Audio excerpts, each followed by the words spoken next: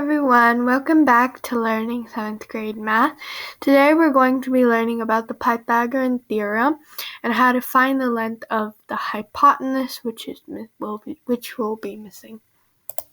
Okay, so the question asks us, what is the length of the hypotenuse?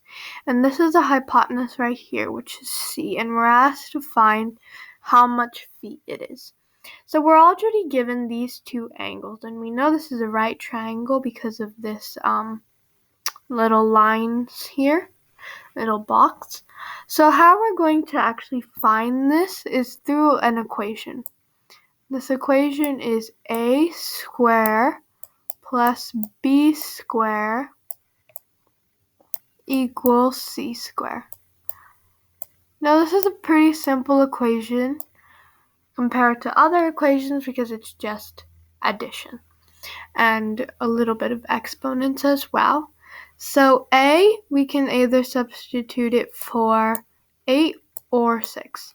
So let's do 8. So 8 to the power of 2 plus 6 to the power of 2 equals c, or the hypotenuse, to the power of 2.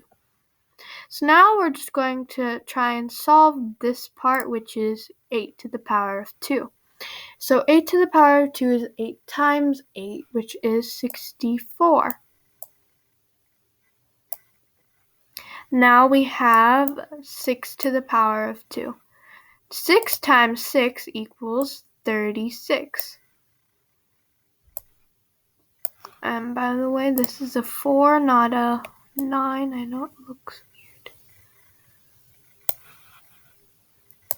Okay, now that, all of that, and when you add it, equals to c to the power of 2. Now 64 plus 36, what is that? I'll give you a moment to figure that out, but if you don't know, it equals to 100. Because 4 plus 6 equals to 10, 60 plus 30 equals to 90, plus the 10 from the 4 and 6 equals to 100. So right now we have 100 equals the hypotenuse to the power of 2. Now once we're left with this, we basically have to find the square root of 100 to find what the hypotenuse is, or at least what the length of the hypotenuse equals to.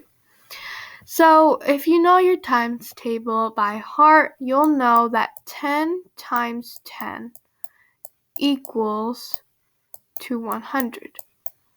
Now 100 equals, from here originally, 100 equals to c to the power of 2.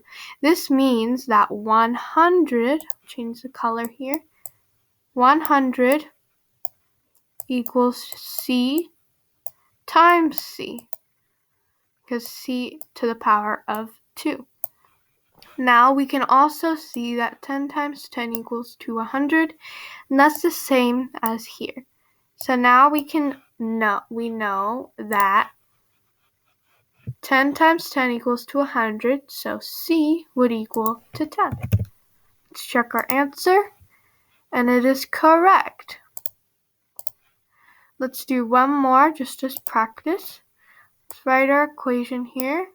2 plus, a to the power of 2 plus b to the power of 2 equals to c to the power of 2.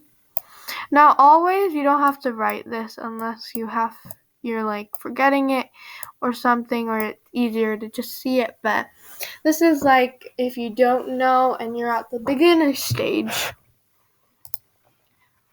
which is currently everyone who's watching the video.